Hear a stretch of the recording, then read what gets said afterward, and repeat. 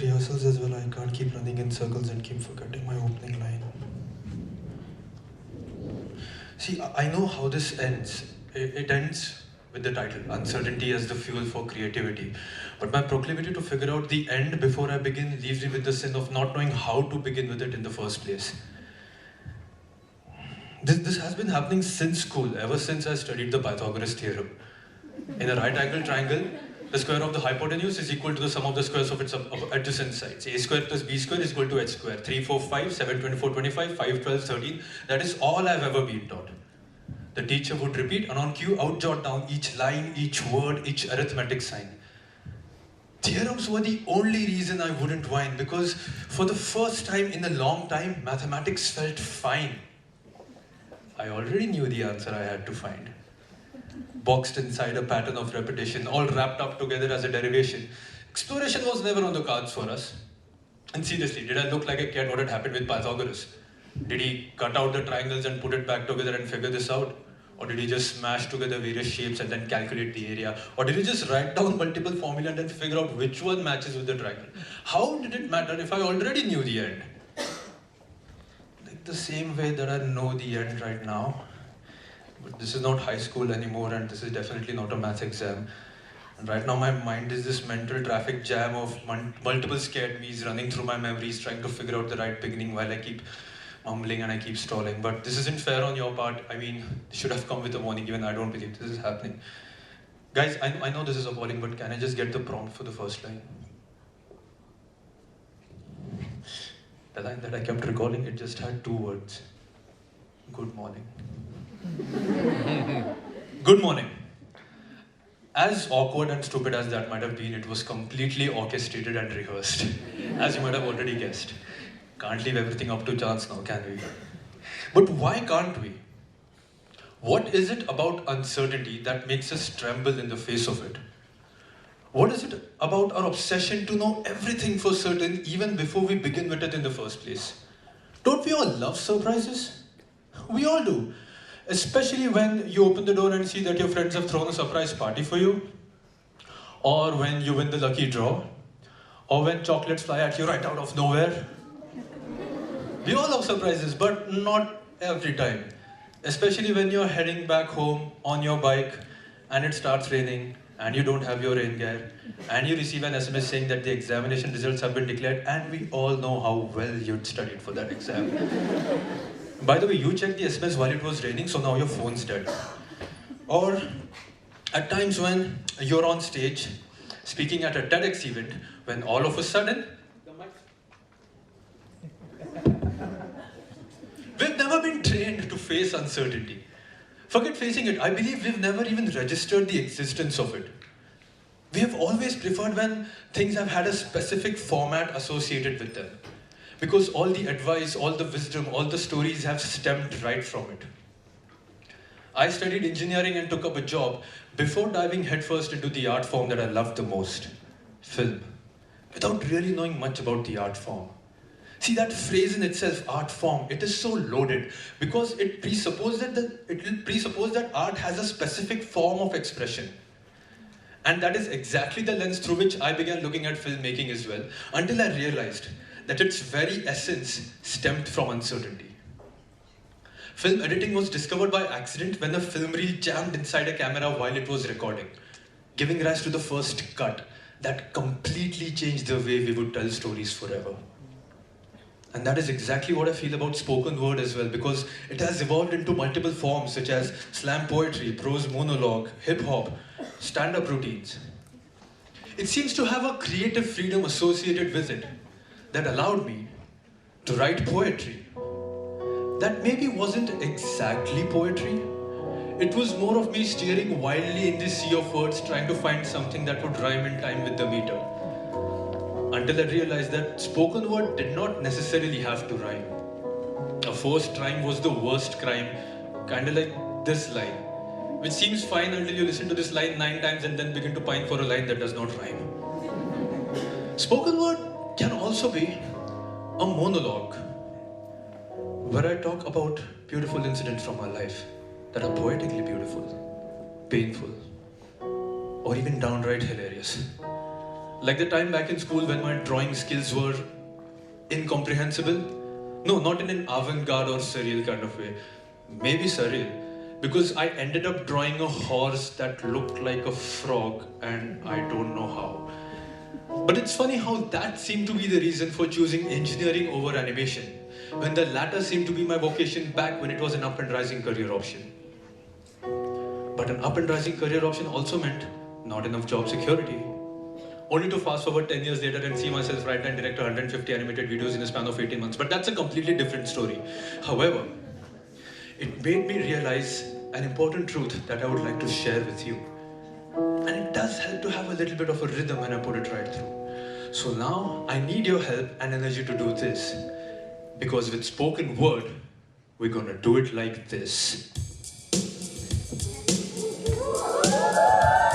That's right. That's how it's gonna be. You thought hip-hop cannot be poetry. All we need is a beat and paper to write on, and a simple truth to throw some light upon. I've traveled beyond my comfort zone, worked my fingers down to the bone. Groaned, won't never condone the struggle. Struck real hard and broke my own bubble. A well-found freedom from my own bird cage. Stumbled and numbered until I reached this stage. So make some noise to the next degree and put up your hands for SCAC. So when I say TED, you say X, say TED. TED. When I say TED, you say X, say TED. TED. So flex your ears and mark my words. This will be the best thing you've ever heard. Follow your passion and chase your dreams, and your success will be guaranteed. It's the worst advice anyone can give you.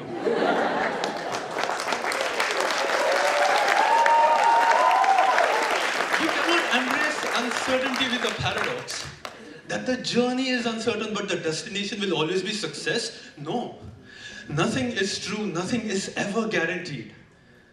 I'm standing here right before you speaking at a TEDx event, not simply as a result of my past achievements, persistence, and hard work. Things always seem to make sense when seen in retrospect. You can connect the dots and see how they led you to be where you are right now. But when you look back to connect the dots, there are so many missing spots that are actual representations of uncertainties, of luck, and chance, and failure, and circumstance, things beyond our control. The opportunities we get, the people we meet, they are like the special cards in an Uno deck that can change the game in your favor, or make it worse. I'm too inexperienced and young to give any advice, but what I do know for sure is that our antagonistic perspective towards uncertainty is our biggest problem. That we continue to look at it from a conditions apply perspective, that we will embrace it only when we are assured of the end. And that holds us back, keeps us leashed to our kennel when we really want to run down the road, but fear being mowed down by the car. None of the speakers that you'll hear today did what they did because they had the ultimate formula for success, or that they could somehow see the future and know they were going to be successful.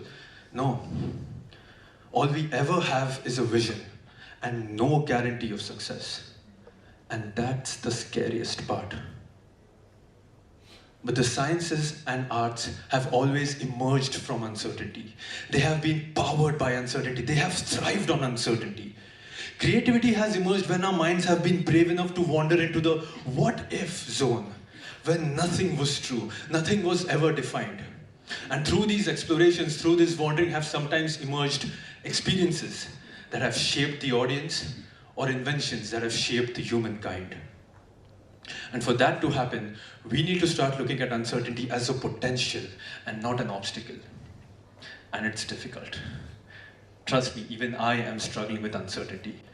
But there is no other way. And we've evolved with uncertainty. We've literally evolved through the ages with it. We don't know our future, right? But we do know our past. So let's go back to the beginning of time, when there was nothing at all, until a voice spoke, "Let there be light." And then there was light. Bright as bright could be, hungry to fill in every void it could see. This wasn't the light of sight, it was an illumination of the creative kind that gave rise to galaxies, quasars, planets, and the human mind. Well, not at first, as we struggled to understand if we needed tails or opposable thumbs on each hand, but slowly and steadily, our spines rose up to face the world, and our eyes rose up to see the sun, and our ears strained hard to listen to the voice that began it all and tell us what needed to be done. Because the night was dark and full of terrors, and in the age of survival, there was no room for errors. But nobody knew what was going to happen next. So we etched our text on the dark cave walls, made moving images through the nightfall, waiting for that voice to tell us something. And we kept waiting and waiting until we began working. From smashing rocks together to tilling the soil, from constructing docks to striking oil, we have tirelessly toiled through the ages, filling the history book with numerous pages of staring point blank into the void, looking for light. And all we've ever seen is darkness of the unknown.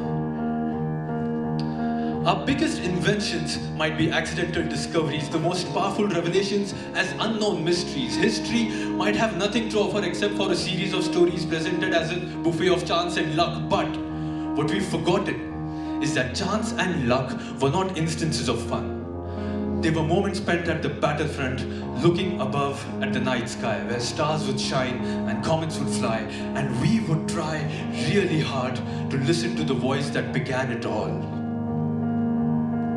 And as we were met with nothing but silence, we began to realize that the stories were wrong. Our origins were nothing but a farce. A light did not emerge out of a voice to be stars. We were not handed the blueprints to manufacture wheels and cars. There were no voices telling us what we had to do, no tour guides or prophets of future-gazing voodoo. The steam machines and the flying ships, the sea voyages and the radar blips, they were signs of people heading into the unknown in spite of the chills reaching their bone. They chose to be thrown in the pool's deep end by their own volition, hunting for the slightest semblance of a solution, pulled deeper within by their own calling of moving ahead and continue falling, realizing that we never had a voice out there to guide us, but we always had a voice that spoke within us. Because every time darkness has been in our sights, we have always ignited our own light. My name is Apurv Inamdar. Thank you very much.